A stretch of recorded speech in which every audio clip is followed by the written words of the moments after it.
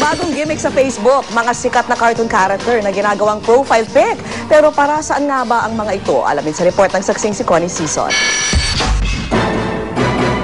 Mga robot warrior, anime, superhero, supergirls, super kontrabida, at mga super cute na tao, hayop, pati na mga mumu.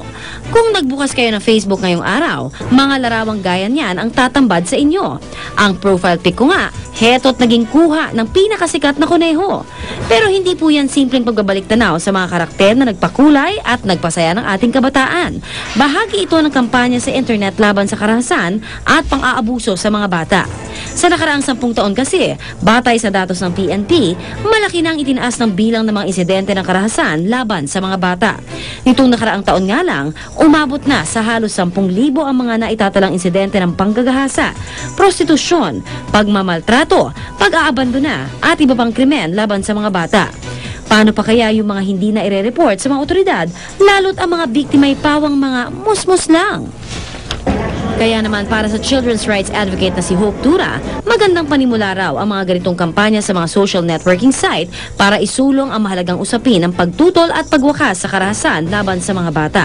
Whoever started it certainly knows the strength of Facebook as a medium to get people interested and to get people supportive of the campaign and advocacy on violence against children.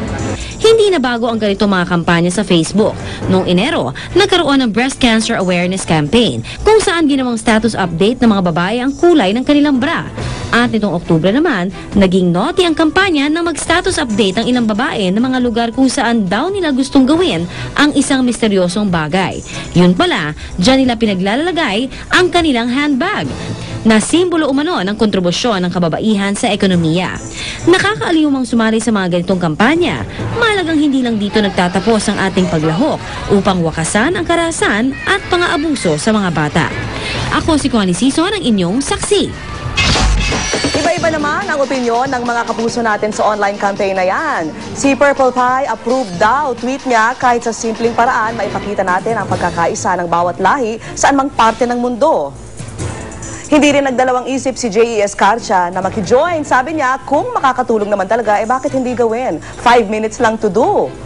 Approved din sa online campaign si Jay Magbuo. Sabi niya, dahil may anak ako at gusto kong matigil na ang karahasan at pang-abuso sa mga bata. Pero hindi naman lahat nakitan sa kampanya. Bitin daw ito ayon kay Wilmar Gabriel Rivera.